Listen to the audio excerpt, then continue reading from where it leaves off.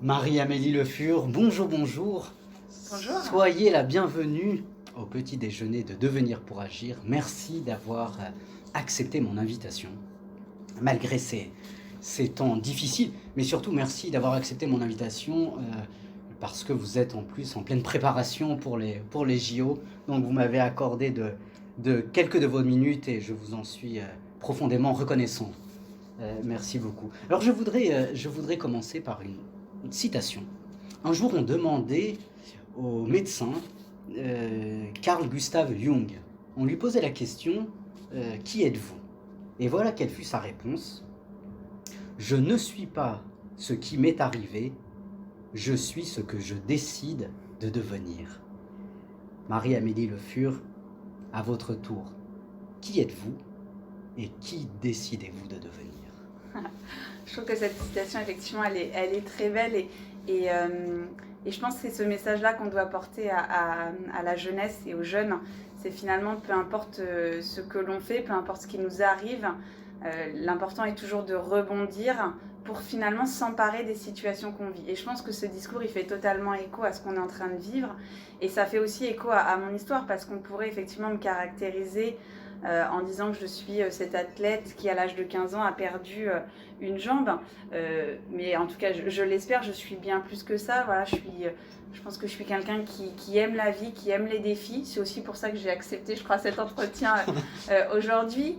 Et qui je vais devenir, et bah ça, je ne le sais pas. Tout simplement parce que le but de ma vie, c'est d'être disponible aux opportunités qui s'offrent à moi.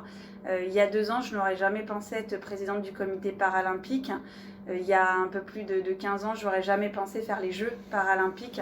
Donc c'est aussi ce qui est la beauté de la vie, en fait, c'est d'être confronté à des imprévus, d'être confronté à des difficultés, à des nouveautés qui nous offrent des possibilités. Donc voilà, je ne sais pas les possibilités qui me seront offertes après mon arrivée de carrière à Tokyo.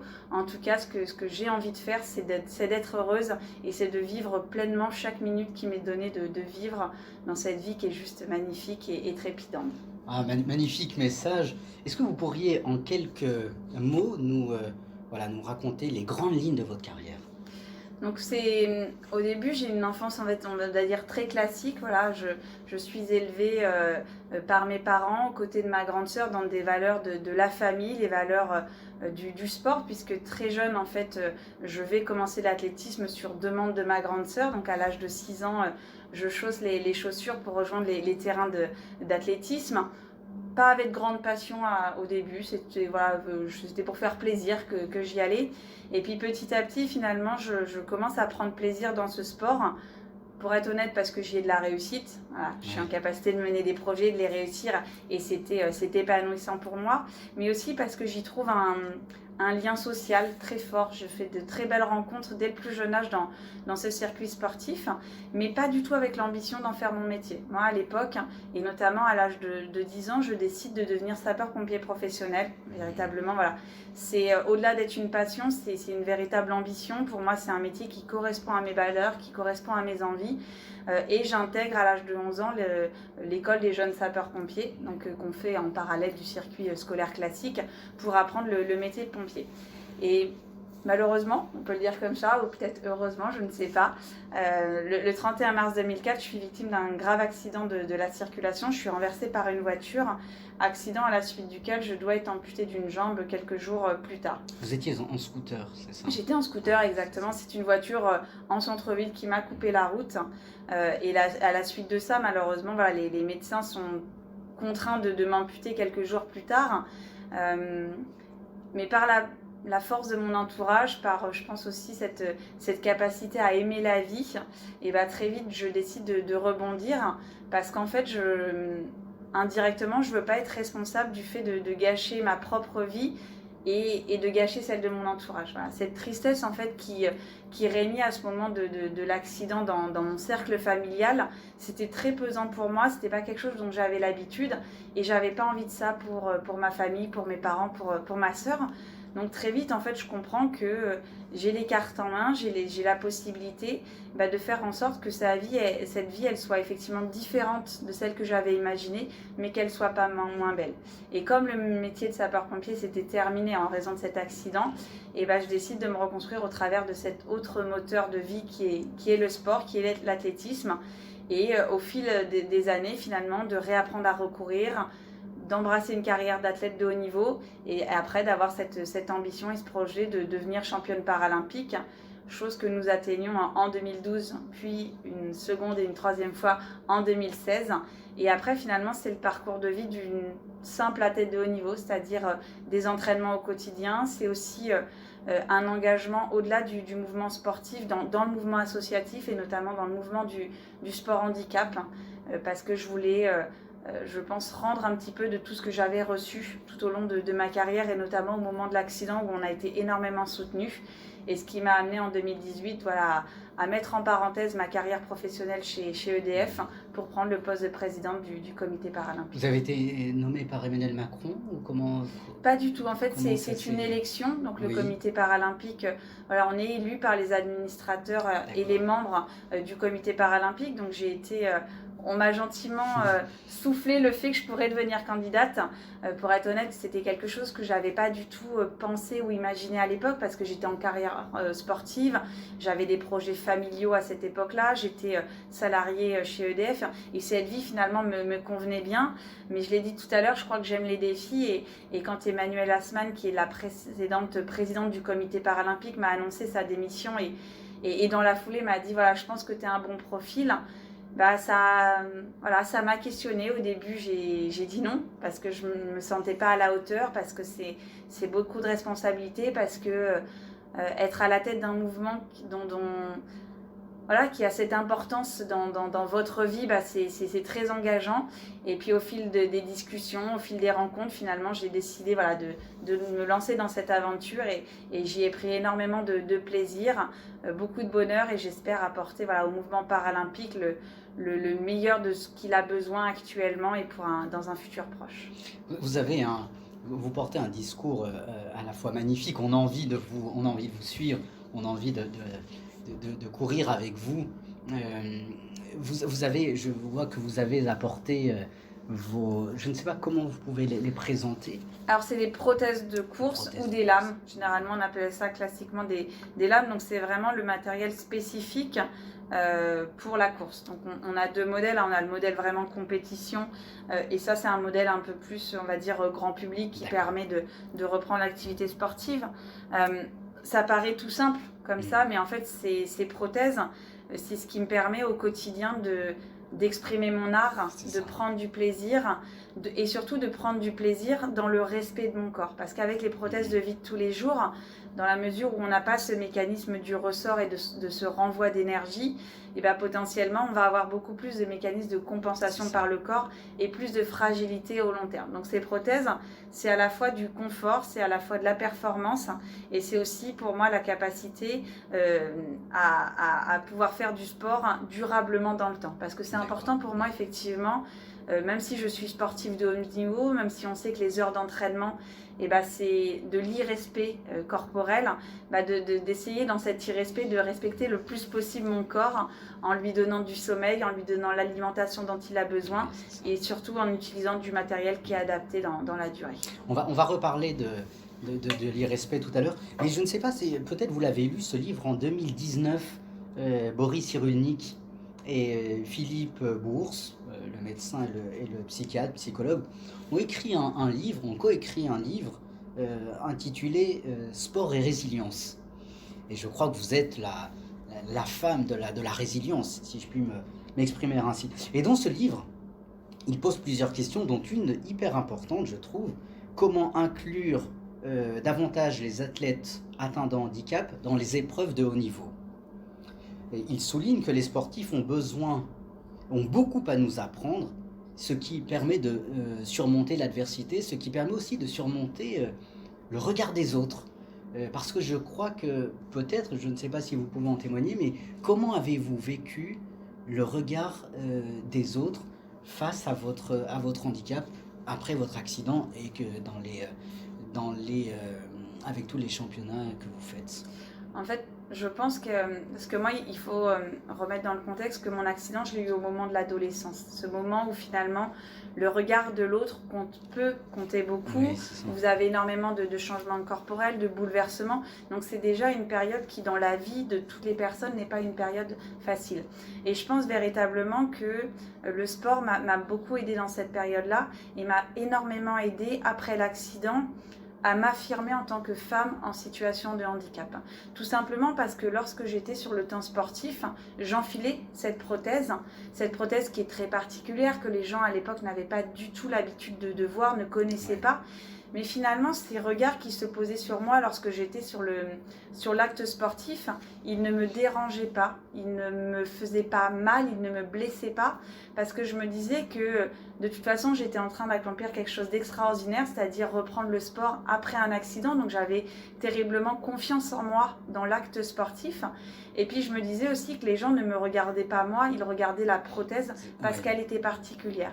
Et ça paraît en fait très insignifiant quand on le dit comme ça, mais le fait de pouvoir sur le temps sportif accepter ce regard et comprendre que ce n'est pas un regard méchant, et ben derrière on peut assez facilement le transposer dans la vie de tous les jours. Et ce qui fait que avec les années en fait, et ben ce regard des autres sur moi, il glisse totalement, je ne le prends pas mal, et c'est en ça en fait où je mène aussi ce combat depuis de nombreuses années, qui est de prôner l'importance du sport pour les personnes en situation de handicap, parce que le sport il a ce double effet de donner à la personne en situation de handicap confiance en elle, de favoriser sa compréhension aussi d'elle-même, de permettre à la personne en situation de handicap de comprendre ses propres limites et non pas de vivre dans les limites que vous impose la société. Je pense que ça, c'est aussi absolument essentiel. Et le sport, et ça vous l'avez dit dans votre question, le sport, il a aussi cette capacité de démontrer le potentiel et les capacités de la personne en situation de handicap. Donc, si on sort effectivement de cette simple question qui est de est-ce qu'on devrait mettre plus de sport dans les compétitions valides ou plus de personnes en situation de handicap dans le champ du valide, nous ce qu'on aimerait, en tout cas moi ce que j'aimerais, c'est d'avoir beaucoup plus de valorisation de nos sportifs en situation de handicap lors des Jeux paralympiques, lors des compétitions et tout simplement voilà, beaucoup plus aussi de valorisation des sportifs en situation de handicap pour ce double message à la fois vers les citoyens français, mais aussi plus directement un message de positivité et de possibilité vers les personnes en situation de handicap. Oui, et pour reprendre le livre de Cyrulnik et Bourse, comment pour vous et selon vous le sport favorise-t-il le développement de la résilience? Parce qu'il y a quand même beaucoup de, comme je vous disais, je me permets de vous dire, vous êtes la femme de la résilience. Le sport, comment favorise-t-il cela? Bah, je pense qu'il y a plusieurs choses. Après, il y a plusieurs choses. La première, et là je vais prendre mon exemple, et ça ne vaut pas forcément pour tout le monde, mais moi dans mon cas, le sport dans cette période de la résilience m'a permis de définir cet objectif qui est très important. C'est-à-dire que j'avais besoin de rebondir, je devais me reconstruire après cet accident, mais se reconstruire vers où?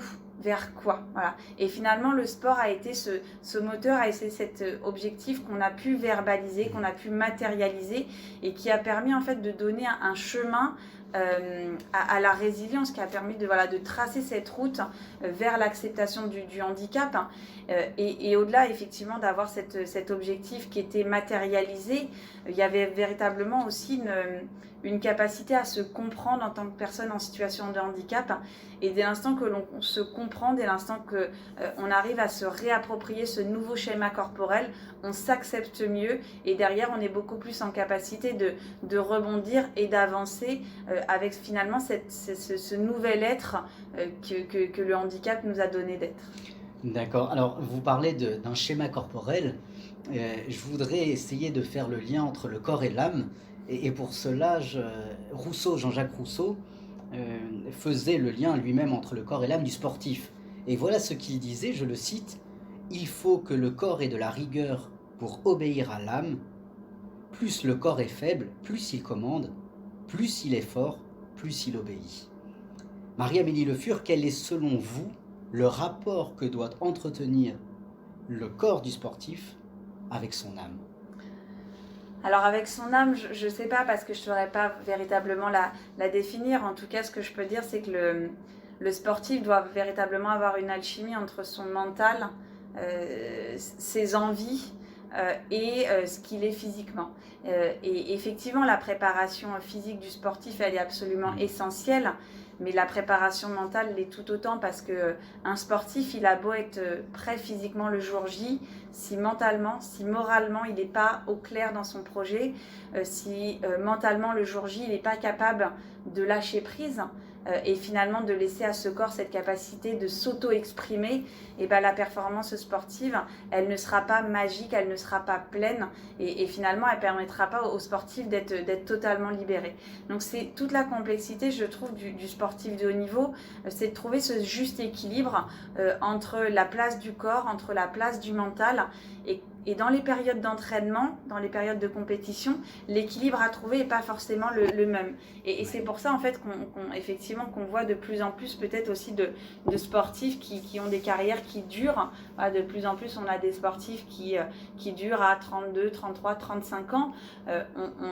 On pense, mais peut-être à juste titre, que c'est aussi parce qu'on protège plus les sportifs dans l'entraînement.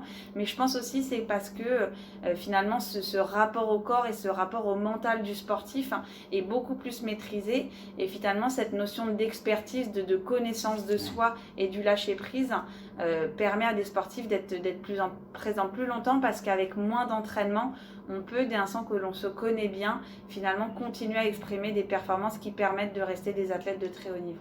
Et comment réagissez-vous Parce qu'il y a une question que je vais vous poser, peut-être je vous la pose et après je vous donnerai la réaction de cet écrivain, cet auteur. Tout simplement, pour vous, qu'est-ce que le sport? Comment définir le sport?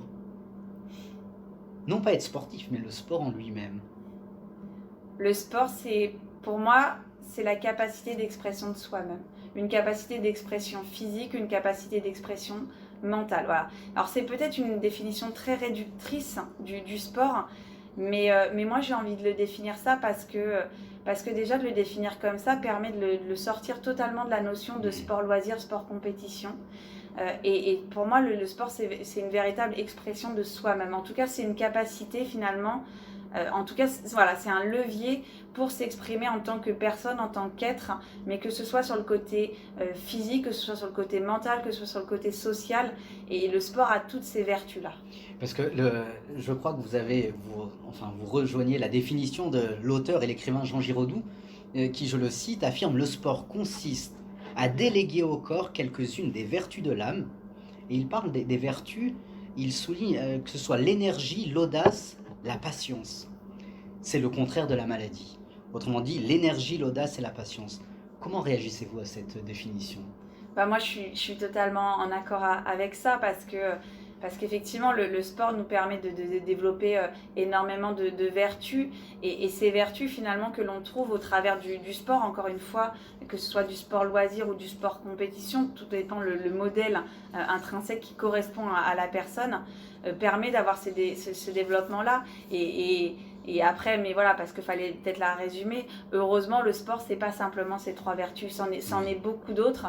Et encore une fois, le sport, c'est une véritable découverte. C'est un moment aussi d'introspection sur soi-même qui permet voilà, d'aller toujours plus loin et de flirter finalement avec ses limites, de se dire est-ce que je suis capable, est-ce que je ne le suis pas, quelles sont mes véritables limites, de se prouver des choses et donc aussi voilà, de se découvrir petit à petit soi-même. Nous sommes dans le cercle devenir pour agir. Ma question est toute simple. Apprenez-vous à devenir vous-même à travers la compétition, en faisant du sport finalement à haut niveau? Je ne sais pas si on apprend à devenir soi-même, en tout cas on apprend qui on est réellement. Et c'est ce qui est assez surprenant avec le sport, c'est que on a cette capacité finalement à découvrir tout notre potentiel. Je pense effectivement que c'est peut-être un tort que l'on a, c'est de ne pas suffisamment se comprendre, de ne pas suffisamment se connaître. Et c'est terriblement vrai malheureusement pour les personnes souffrant de handicap, de se mettre beaucoup trop de barrières, de penser que nos limites, elles sont beaucoup plus proches de notre corps que finalement ce qu'elles sont réellement. Et le sport, encore une fois, a ses vertus, a ce potentiel, c'est de nous permettre d'explorer des champs que l'on se pensait incapable de maîtriser. Et quand vous vivez dans une société qui met énormément de barrières aux personnes en situation de handicap, qui veut leur coller énormément de préjugés sur l'incapacité, sur l'impossibilité, sur voilà, la non-faisabilité, et bien finalement le sport permet de véritablement se réapproprier et de démontrer et d'envoyer des messages très positifs aux personnes qui nous entourent. Oui, je pense que vous avez entièrement raison. Je voudrais rebondir sur poser une nouvelle question. Vous en avez parlé tout à l'heure, à savoir le soin du corps. Les sportifs de haut niveau que vous êtes, quelle est la place du corps? La santé du corps, on dit souvent, on parle de la santé du corps pour le sportif. Quelle est la place du soin du corps? Parce que Platon, dans l'Antiquité, n'aimait absolument pas ça. Pour lui, prendre soin de son corps, c'était vraiment revenir aux bassesses terrestres et non s'élever au monde divin, au monde des dieux, etc. Cependant, Aristote lui a dit fais attention, il faut quand même prendre soin de son corps parce qu'on doit être responsable, on doit être responsable de son corps. Et qui dit responsable, c'est que le corps attend quelque chose de nous. C'est une réponse que le corps attend. En tant que sportif de haut niveau, Marie-Amélie Le Fur, quelle est la place, premièrement, de votre corps, du soin du corps, et pourquoi le corps doit-il avoir une aussi grande importance dans votre carrière?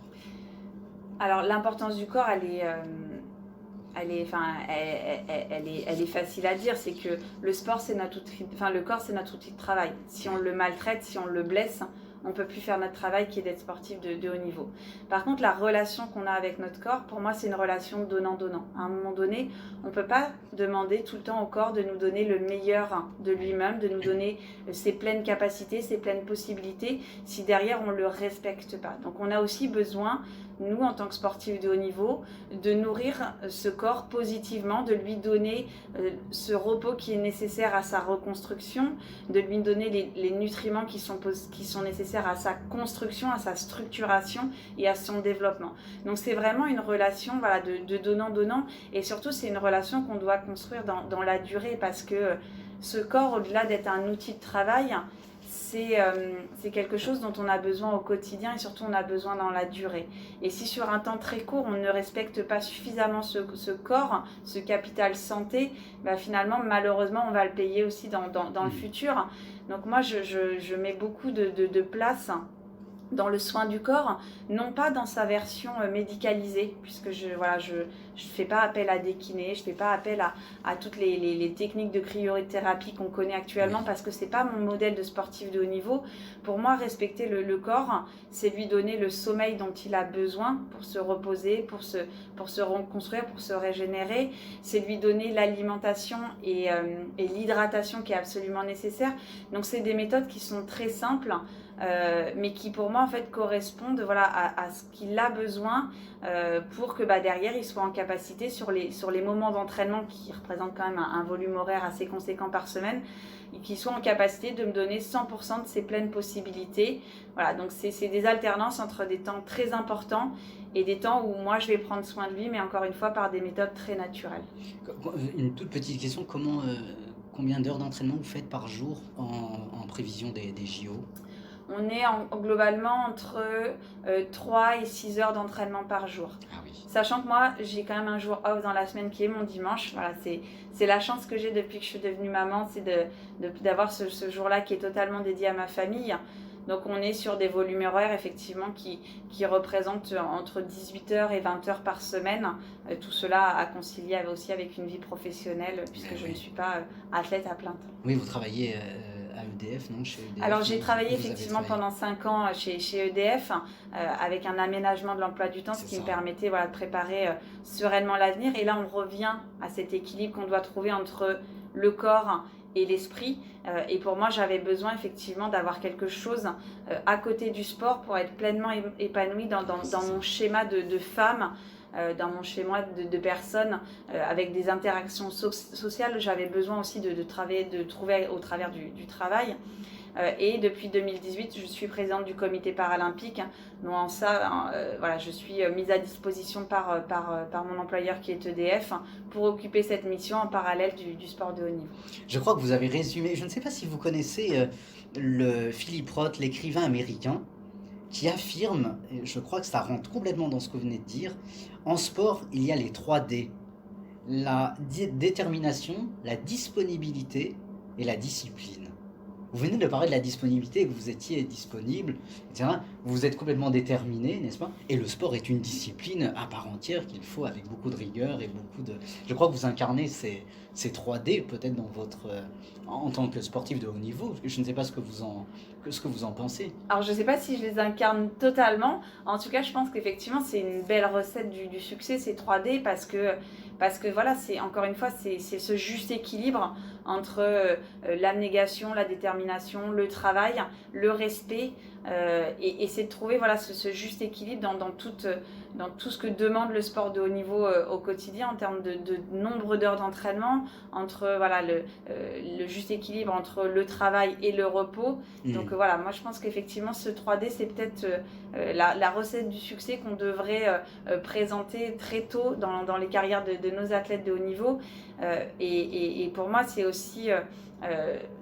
respecter ces 3D, c'est aussi encore une fois avoir des carrières qui sont durables. Parce que de plus en plus, je pense qu'il faut aussi penser que nos athlètes, ils doivent avoir des carrières qui sont de plus en plus longues, parce qu'on les recrute de plus en plus tôt, parce qu'on a envie qu'ils sortent du milieu paralympique de plus en plus tard. Donc il faut, si on veut avoir ces carrières qui sont durables, respecter à la fois physiquement, mais aussi moralement nos athlètes de haut niveau dans les préparations et les entraînements qu'on leur donne. Oui, je crois, malheureusement l'interview va bientôt se terminer, mais vous avez, me semble-t-il, une autre passion en dehors du sport, c'est que vous témoignez beaucoup, que ce soit auprès des jeunes, auprès de toute personne, et beaucoup de jeunes vous suivent, vous admirent, voient votre parcours, vous êtes très inspirante pour eux.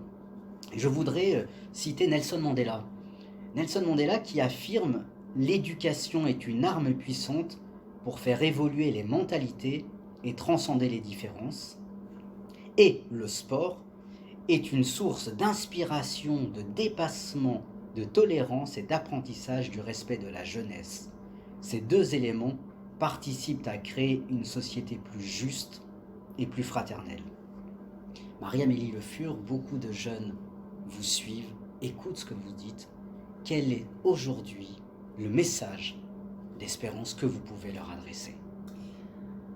Le message d'espérance, si je veux être très courte, c'est de leur dire que derrière toute voie compliquée, derrière toute difficulté, derrière tout drame, il y a toujours des opportunités à saisir. Et je pense que ça, c'est aussi à relier totalement à ce qu'on est en train de vivre actuellement. Et moi, je suis intimement convaincue que finalement, toutes ces erreurs de parcours, toutes ces difficultés, toute cette adversité qu'on doit affronter dans la vie du quotidien, c'est aussi ce qui nous construit, ce qui nous amène quotidiennement à nous réinterroger. Et moi, je suis intimement convaincue qu'on doit sortir de nos routines, on doit s'appliquer du changement. Et les changements les plus faciles à vivre ne sont pas ceux qu'on nous impose, ce sont ceux qu'on choisit. Donc si j'avais un message à donner à la jeunesse, c'est de leur dire, voilà, n'ayez pas peur du changement, osez vous appliquer de la nouveauté, parce que même si ça fait peur, même si c'est de l'inconnu, bah finalement c'est comme ça qu'on se réinterroge positivement. Et dans la vie, le seul échec, c'est l'immobilisme. Voilà les messages essentiels que j'aimerais porter auprès de la jeunesse, et de leur donner tout simplement foi dans leur capacité à créer l'avenir. Et encore une fois, on ne sait pas de quoi demain est fait, mais en tout cas, je suis sûre que dès l'instant qu'on est alerte à ce qui nous entoure et aux opportunités qui nous sont offertes, on est capable tous ensemble de créer de belles choses. C'est très beau ce que vous dites, ça me fait penser. Quand je suis allé voir votre site, j'ai beaucoup aimé fait de ta vie, 3 points de suspension, un rêve. Et ça me faisait penser à Martin Luther King qui disait croyez en vos rêves, ils se réaliseront peut-être. Croyez en vous, ils se réaliseront sûrement. Je trouve ça extraordinaire et ça me faisait penser à votre ligne de conduite que vous nous avez aujourd'hui si bien témoigné Et vraiment, merci de nous avoir témoigné de votre joie de vivre. Vous êtes rayonnante. Merci beaucoup de votre parcours inspirant. Vous êtes une personne très inspirante. Merci d'avoir pris de votre temps pour ces quelques minutes. Et je voudrais finir en donnant la parole par le gagnant du marathon de New York en 1989. Il affirme, il s'appelle Yuma Inganaa, il affirme, je le cite, « La volonté de gagner ne signifie rien sans la volonté de se préparer ». À quelques mois des JO de Tokyo, Marie-Amélie Le Fur, je vous souhaite une excellente préparation et sachez que nous serons là pour vous encourager, pour vous soutenir jusqu'au bout et j'espère, en tout cas je vous le souhaite, pour vous voir au sommet du podium. Merci infiniment. Merci.